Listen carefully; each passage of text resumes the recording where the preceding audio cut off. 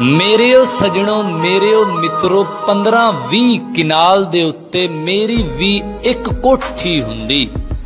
70-80 कुत्ते बिल्ले मेरे आल दवाले हुंदे। लंबी लैंड क्रूजर हुंदी। जागीरां दा मालक हुंदा। स्विट्जरलैंड दे बैंकां दे विच मेरे भी कुछ खाते हुंदे। मरकज या एक सूबे उत्ते मेरी भी सरदारी हुंदी।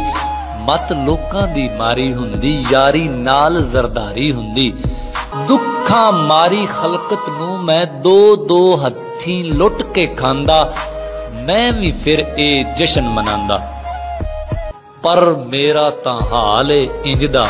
जे कर फजरे रोटी खावां शाम नूं डाढी औखी लभदी। सारा दिन मजदूरी करना फिर भी घर दा खर्च नहीं चलदा। बाल विचारे रोंदे रहिंदे मेथों झंडियां मंगदे रहिंदे। घर विच झंडियां ला नहीं सकदा मैं ये जशन मना नहीं सकदा। धी दा दाज बना नहीं सकदा। मां दा इलाज करा नहीं सकदा। धरती उत्ते 5 मरले भी अपने नां लवा नहीं सकदा। आए गए किसे मित्र नूं चाह दा कप पिला नहीं सकदा।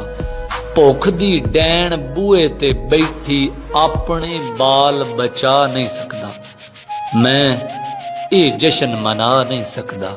मैं ये जशन